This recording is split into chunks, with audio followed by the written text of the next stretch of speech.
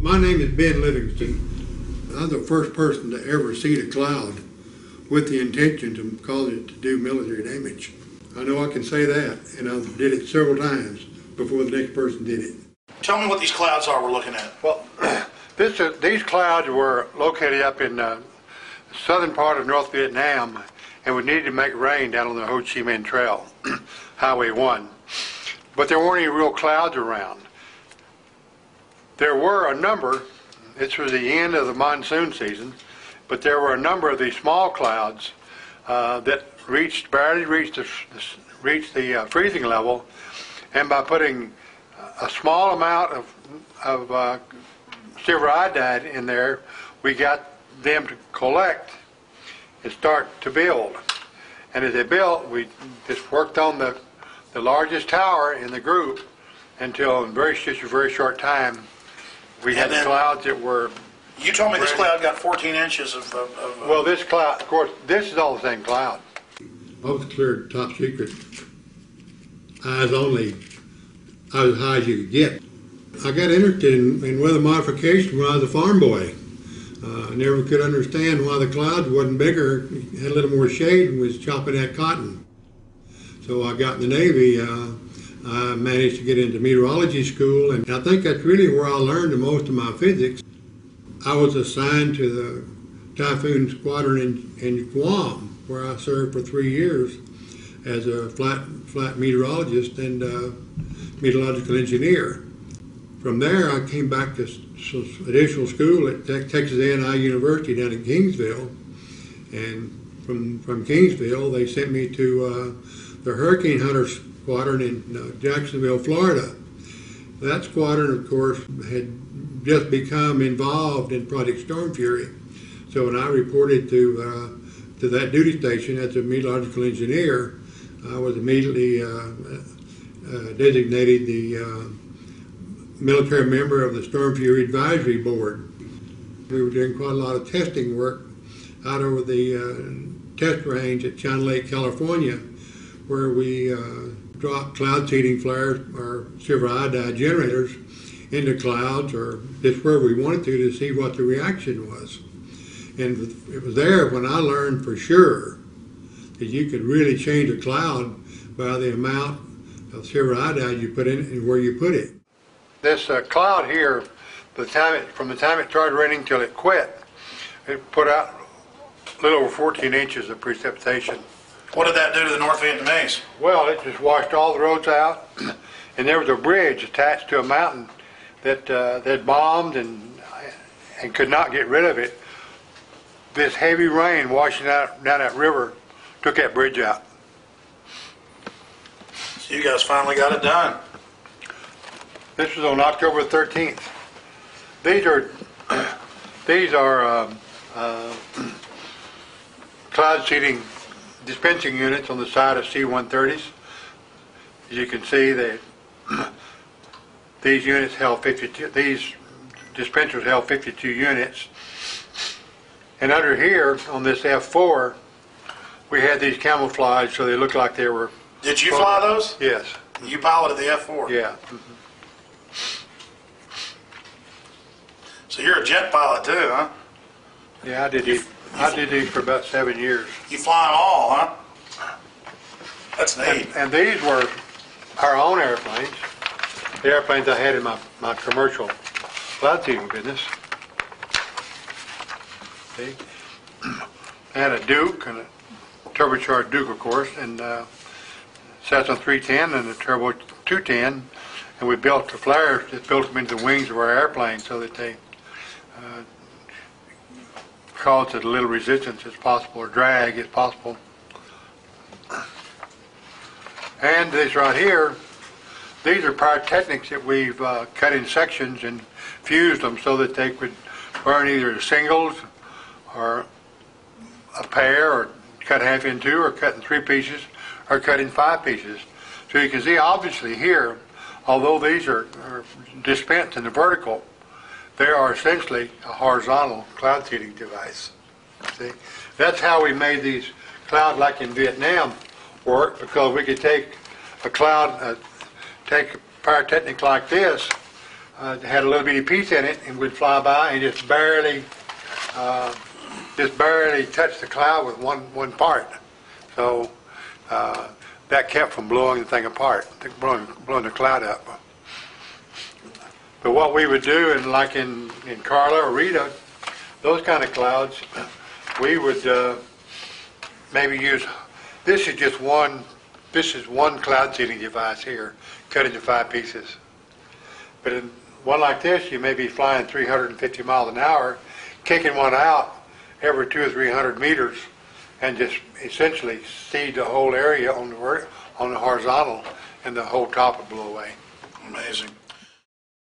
We were the first ones to fly into hurricanes for the purpose of modifying them, if you will. That was Project Storm Fury. I began to be extremely confident that we could do about what we wanted to with a hurricane. The Project Storm Fury had been going on since 1961, and they had already done 2 experiments, one in 61 and 63. Well, by 1964, when I was there in 1964, I wrote the plan and started to have a track and a mission for every flight that was on the hurricane cloud seeding experiments. So we had documentation for everything. Operation in Project Storm Fury are very positive. His report said that we claim they should consider now if a hurricane heads straight towards Miami. Some wanted to continue hurricane reductions, and the other part did not want to. It was a political football, and there are people that were wanting to do more pure research and less application engineering wanted to kill Project Storm Fury. So they built up an artificial barrier that prevented hurricanes from ever qualifying to be experimented or seeded for damage reduction. NOAA research people came up with data that suggested that if a hurricane went through a certain little geographical area, there was no history in 100 years that a hurricane had been through that area ever reached land. So they made a requirement that the storm must go through this area of, I call it an area of improbability, before it would qualify for hurricane damage reduction attention. So after about 10 years, no hurricanes went through there, and the people, that is the scientists who didn't want to spend money on aircraft reconnaissance, decided, well, it's just too expensive, we can't wait any longer, so they killed the project altogether. I am terribly disappointed that the government has decided a long time ago not to do the hurricane damage reduction anymore. They can talk about the scientifically rigorous data, the inability of civilian aircraft and so forth to collect this data, and poo-poo the empirical, or that is to say the observation that you make just by looking out the window or watching your instruments, saying it has no value. In order to change the weather and know that you're changing it, you must have instrumentation or document it. So my line of business really was to design and make equipment that would document changes in the weather. You take a cloud that Mother Nature or God has provided, and you alter that cloud. Well, the reason the cloud doesn't expand on its own in most cases is the fact that there's a lot of moisture, but there's no nuclei. There's nothing for the moisture to stick to. So when you provide the silver iodide nuclei, it causes the water to coalesce to that nuclei, and when it does, it releases heat, which means everything starts to rise. If you produce enough nuclei at the right places in a cloud, there's essentially no limit to how fast and how far it'll grow, because it just keeps releasing heat as it goes up, and of course the heat keeps trying to rise. So with the nuclei, it's very small and they're put off by these flares, but then water starts attracting to it and then it builds condensation. Well, you put out a G into these, silver iodide nuclei, and they attract water.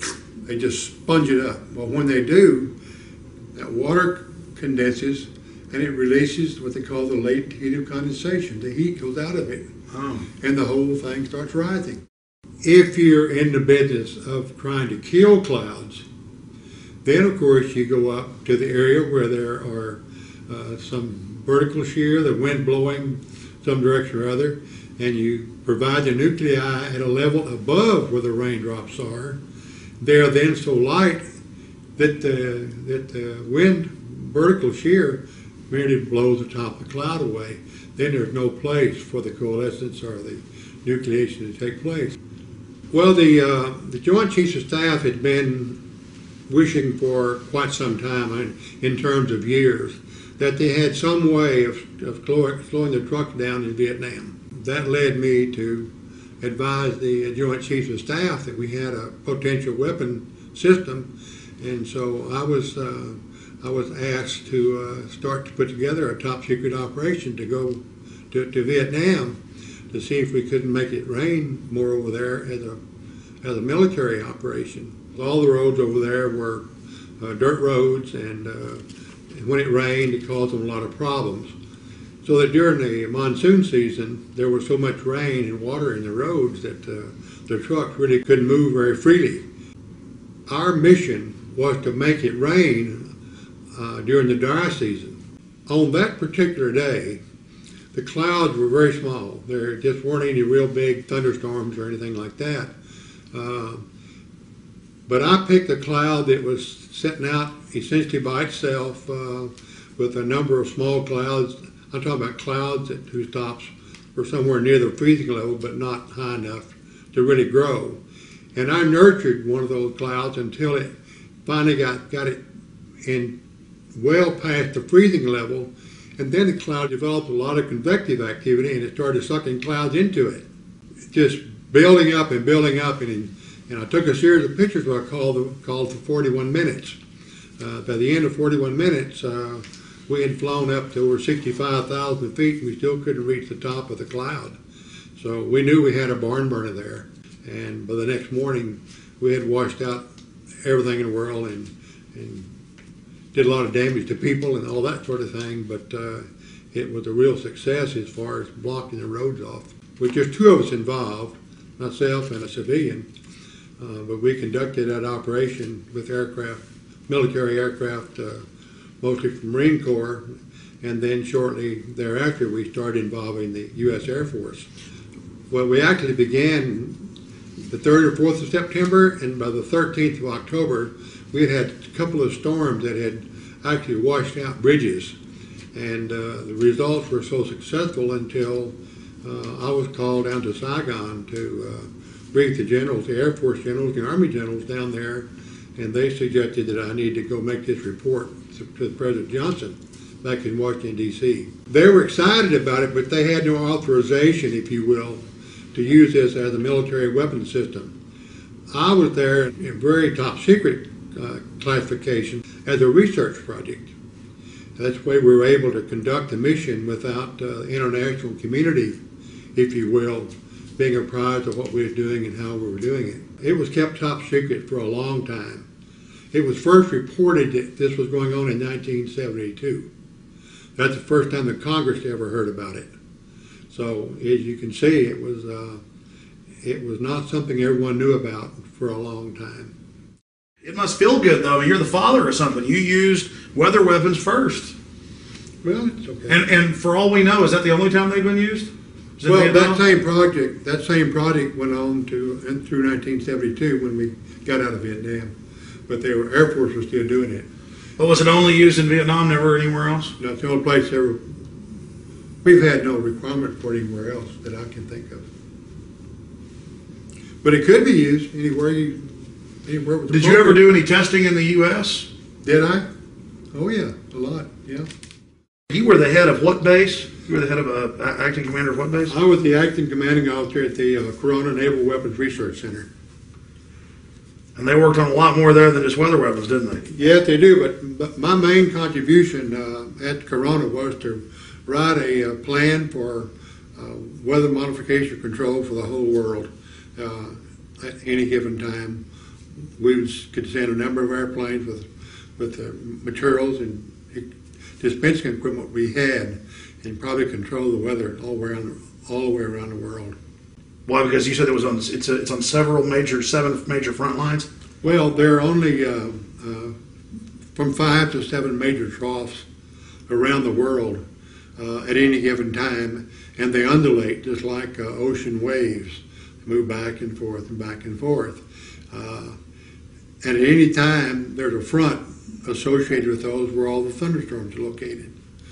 And with having a few airplanes, a couple of airplanes at the right place, you could run down that line of thunderstorms and do whatever you wanted to with them. This is out of the June 1974 Science magazine.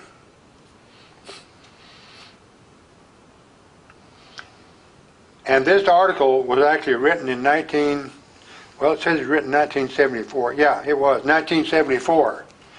And this is when the Senate got wind that something had been going on in Vietnam that they didn't know about, and they wanted to know about it. Well, it's interesting to note that this project ended in 1972. It started in 1966. So you can see the secrecy. Senator Pale was a kind of aggressive senator about people doing things that the Senate didn't know about. He got wind of it and he asked for a briefing. And a Colonel Sasser, I believe his name may have been something else, but a colonel, Air Force colonel, gave them a briefing, gave his committee a briefing, and told them it had been going on since in a research configuration from 1966 to the present time. President Johnson was very mild. It turned out that he had known my father. So we had a little old homecoming there for just a few minutes. And then he asked me what I was doing and told me he had read and been briefed on what we were doing and how we were doing it. And he asked me my opinion of it and asked if I thought that we could continue that. I said, well, I see no reason why we can't continue it, because we'll have the same kind of weather coming up again in March of next year, and we can seed and make rain right into the monsoon system. And we can then extend the monsoon system well past this August end to maybe the first week in November. He didn't say a whole lot about it, except he thought it was he thought it was real weird, if you will, that people could take a little weather modification and change the whole climate in the country. When I came back to the States, where I had time to do something as far as weather modification was concerned, I went back to my duties, if you will, as being the military member of the Project Storm Fury Advisory Committee. Without getting anything classified, can you tell us about some of the tests you did in China Lake? Well, of course, in China Lake we had different manufacturers of these cloud seeding devices. We had different yields for them. We had different burn times on how fast we wanted to put all this nuclei out. And so we tested all those things in China Lake. We'd pick a cloud out in the middle of the desert out there. We had 100 miles test range out there that belonged to the weapons center. And we'd just pick a thunderstorm and go do what we wanted to with it. By 1969, we had all the latest state-of-the-art equipment in a number of airplanes, and we also had aircraft equipped with dispensing equipment to put silver iodide into a hurricane. The hypothesis for how to do this had been developed by Dr. Joanne Simpson, and her husband, Dr. Robert Simpson, was the director of Project Storm Fury for a number of years. And we followed her hypothesis, which said that if you seed enough clouds in the right front quadrant of a hurricane where the energy cells are, you may build a second eye, or at the minimum make this original eye much bigger, which meant you have a reduction in wind velocity. Tell us again, Mr. Livingston Ben, just exactly who Mr. Simpson is. Dr. Simpson At the time Project Storm Fury started, he was the head of the United States Weather Bureau. With the funds being made available for Project Storm Fury, they created a new department or new entity of government called the National Hurricane Research Center. And Dr. Simpson, Dr. Bob Simpson, was the director of that group. So he's preeminent. He is preeminent, and his wife Joanne. I attended a ceremony for her induction into the National Center for Atmospheric Research Laboratory's Wall of Fame last summer, in which her name was placed on the wall as one of the 5 preeminent scientists in the nation in the 20th century. That's his wife Joanne, who was the head of Project Storm Fury for the 2 years. I worked with her for those 2 years. And they're saying right here that this is conclusive. Yes. So why aren't we saving people hundreds of millions of dollars and thousands of lives? This needs to be implemented. This book, Hurricane Watch here, is very important because it's written by a person who's a former director of the National Hurricane Center. So he's had worlds of experience in the research in these things. And I might add that I took Dr. Bob Sheets on his first airplane ride into a hurricane in 1964. But he has documented a number of things that are important to the subject we're talking about, in which he's described every storm, the background of those storms, what was done to them, and the results. He's also described Dr. Bob Simpson. He says, all in all, Bob Simpson undoubtedly has had more impact on hurricane research and forecasting than any other single person. And I might add the second most important person in this direction or this field is his wife, Dr. Joanne Simpson. Ben, what do you say to the folks that say, oh, well, if you mess with a hurricane, that might cause some unintended consequence? You know, as if that energy has to go somewhere. Doesn't it just dump into the ocean as cold water? It may just spread out and blow across the ocean. It may not go anywhere where anyone cares. And there's certainly going to be, if there are going to be unintended consequences, you would know within an hour after you'd seeded a hurricane, you would know that something is not going right. We have to go do something different before it causes damage. So you'd have days to be adjusting. You'd have days. The way we plan on doing it, we'd only have 2 days.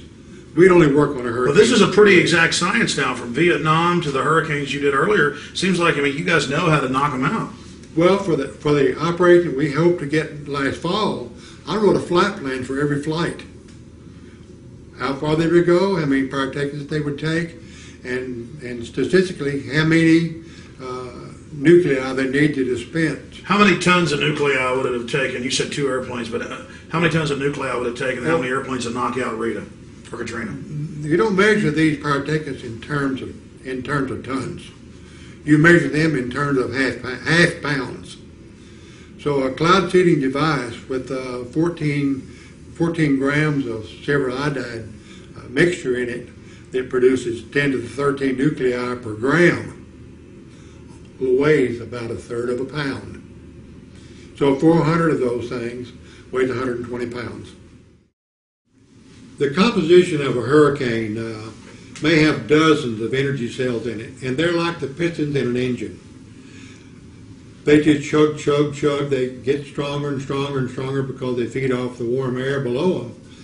And they eventually turn into this thing they call a hurricane with all of these energy cells in it. We know where those energy cells are. We know what makes them tick. We have the materials, if you will, to alter those energy cells and decrease the maximum surface winds in a hurricane. On August 18th in 1969, Hurricane Debbie was seeded 5 times at 2-hour intervals.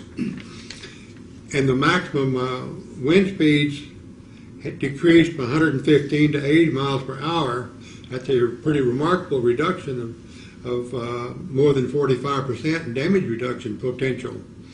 The storm was left alone on the 19th, and on the 20th went back and seeded that cloud the second time and decreased the winds again to just under 100 miles per hour, or about 24% more damage reduction potential. The results from the Hurricane Debbie experiment seemed so positive that many individuals believed the project should go operational, seeding major hurricanes that threaten land.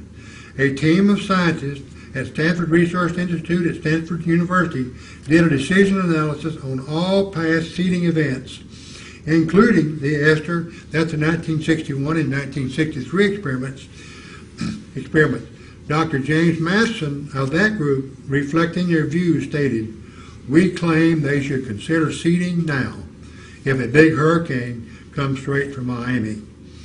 These scientists said the government may have to accept responsibility for not seeding and thereby exposing the public to higher probabilities of severe storm damage and possible higher death tolls. A number of people, scientists if you will, who didn't necessarily endorse applications engineering in these storms. They thought they needed more scientific data. They demanded that a third party investigate all of what Storm Fury had done.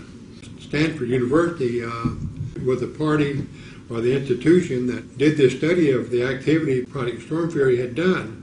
In summary, the results of the Hurricane Debbie experiments seemed so positive that many individuals believe the project should go operational, seeding major hurricanes that threatened any landmass. And a team of scientists at Stanford Research Institute did a decision analysis on all past seeding events, including the ones in 1961, 1963. And Dr. Matheson from Stanford University, the head of the Research Institute, reported that the government may have to accept responsibility for not seeding and thereby exposing the public to higher probabilities of severe storm damage and possible higher death tolls. It's interesting that we were able to do that and have the results confirmed by Stanford University in 1969. Since 1947, the government has used the logic or reasoning that liability is a killer for weather modification. But that's not why Project Storm Fury was killed, and that's not why they aren't doing it now. In my opinion, the reason they're not doing it is well stated by a very senior official from the National Center of Atmospheric Research in Boulder, Colorado, and he says, even if a well-supported theory of hurricane modification existed, the potential legal aspects of weather modification on this scale argue strongly, in my opinion, against any such efforts. Just a few of the many possibilities include: A, the storm is not modified at all, but some people perceive that it is, get hurt, and sue the modifiers. The storm is modified according to theory, but still does significant damage, and some people blame the modification on the damage, even though the modification actually reduced the overall damage and impact. And third, the modified storm produced winners and losers, and the perceived losers sue. For example, what if soon after the seeding the hurricane abruptly changed course? This happens all the time in nature. The people affected by the new course might well blame the modification effort and sue. Yeah, if you study the situation, you may learn, and very diabolically so, that you don't like to believe this, but there's a possibility, and the economics of it verifies the fact that there is so much damage done that the construction industry in general all over the United States benefits because the cost of material goes up. So the insurance company may or may not gain from having these damage reductions take place. As far as the energy industry is concerned, we all know that they get their money back almost immediately by increasing the price of their product. And it's not unheard of to believe that the actions performed by FEMA or the government is not a surefire way to buy votes. So there may not be any political or economic motivation on the government or some major industries' part to reduce the damages from hurricanes. The material that we put in the atmosphere are not toxic, and by volume they're nothing. It's my contention that we have a sure defense against those liability lawsuits. We place in our seeding materials a trace element of zinc or some other exotic material, so that any rainfall that falls that uses our nuclei to cause the rainfall or the hail, whatever comes out of it, all they need to do is collect some of that water, find some of our traces of some of our material, and we would then concede that we had something to do with it. And the other, of course, good defense is that we've had such horrendous hurricanes the last several years without any weather modification in the past 30 or 35 years. You sure can't blame a weather modifier for causing damage. The other governments are using weather control for many purposes. And Indonesia, for instance, Canada, Turkey, Greece, Russia, they're all using weather control to their benefit, and we aren't. Well, for several years, the Russians have had weather control product as one of their national goals. They're using weather control primarily to protect the large sites, or the sites where large numbers of people are congregating for celebration. So, such as in Moscow or Stalingrad, when they have these big military events there, or parades, so forth, they bring their cloud seeding people in, and their objective is to keep it from raining or to knock the clouds down. And it's not just the Russians that do that. Our company, for instance, does the same thing in Calgary every summer. The idea is to keep the hailstorm and the heavy rain down so that the construction business can flourish. It's a contract we've had for 9 years, and every summer we send 2 airplanes up there, or whatever it takes, and their only mission is to prevent hail and keep weather from doing damages in the city limits of Calgary. You've obviously been successful. Well, obviously, yes. It's just one of those things that we know how to do, and since the government hasn't done it, the corporate people in America have just built the instruments. They've installed them in their airplanes, but we have to be just as sure of what we do as the government would like to think they have to be. The men, the materials, the aircraft, and all of the other support equipment you need are available today to reduce the damages of hurricanes very significantly, and I'm talking significantly as being more than 35 or 40%. The roof doesn't lift off a house until about 105 miles an hour. If you reduce the damages in hurricanes by 35 or 40%, you're going to save 90% of the damage that's done by them. Because once you get down below 100 miles an hour, there's not a whole lot of damage occurs from the winds and hurricanes. The tack they've taken is that they're willing to spend money they haven't got to repair places that are not repairable, or the people to evacuate and the people come back and their house is blown away. We think that's foolishness. We think that we ought to be trying to save those houses, let the people evacuate, but have them come back to a house with the furniture in it. Our aircraft can carry over 400 cloud seeding units.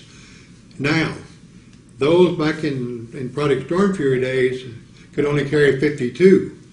And the fact that we fly 2.5 times as fast and we know exactly where we are all the time, we feel like we have a much better opportunity, or better chance of reducing these hurricanes by even more than they were able to in Storm Fury. Number one, we would have attacked Katrina before she passed the southern tip of Florida, coming across the Gulf of Mexico, because there were a lot of people are a lot of lives at stake there. We may not have done anything with Cortina until she got out in the middle of the Gulf of Mexico. But from then on, and I mean the middle of the Gulf of Mexico, I'm talking about to the eastern edge of the oil production. When it got close enough to do damage to the oil drilling and producing platforms, we would have started working on Cortina right then, and we would have seeded those energy cells in there based on data from the satellite information. We would have picked the energy cells in that storm, and at least every 12 hours, we would have been out there seeding those energy cells. Ben, why hasn't there been a lawsuit against the government for not stopping these hurricanes? You know, I don't know. I'm not a lawyer, but I really don't understand why, because the government certainly has reneged on its responsibility to the citizens of the country to protect them. They took unlimited steps in creating the Department of Homeland Defense and spent trillions or hundreds of billions of dollars on that thing. If you had a hurricane comes along that does more damage than that, and they won't even acknowledge the fact that there's some way to prevent it or slow it down. Well, the problem we have right now is that while we've contacted every senator in the U.S. Senate, all 100 of them, we've had one mediocre response from one of them. You get the impression that they just don't care what happens about the hurricanes, and we have presented a proposal to them to do hurricane damage reduction for the year 2006, and it amounts to around $6,000 a month. But we have enough airplanes, we have enough people in our company that we can do that. We need to be out there seeding these hurricanes, and if we don't get the results that we think we're going to get, then we can say we're not ready for it. But that's not going to be the case. What's this, Ben? This is a letter from the Secretary of the Navy, and it's a commendation medal to me, and it's for meritorious services from 28 September through 1 November 1966. As a member of the Scientific Operational Evaluation Team for the Naval Ordnance Test Station deployed to the Republic of Vietnam. During this period, Lieutenant Livingston directly participated in project flights in a combat zone, in program planning, scientific data collection and evaluation, in material readiness of scientific recording equipment, and in the daily preparation of the weapons system under development, demonstrating outstanding professional competence. He and our procedures, thereby improving their effectiveness. His unyielding demand for accurate and complete data collections, his relentless search for technical competence, and his unwavering devotion to duty were major factors in the outstanding success of the project and were instrumental in the development of a unique major combat capability for the United States. Lieutenant Livingston's outstanding performance was in keeping with the highest traditions of the United States Naval Service. Signed, Paul H. Nitze, Secretary of the Navy.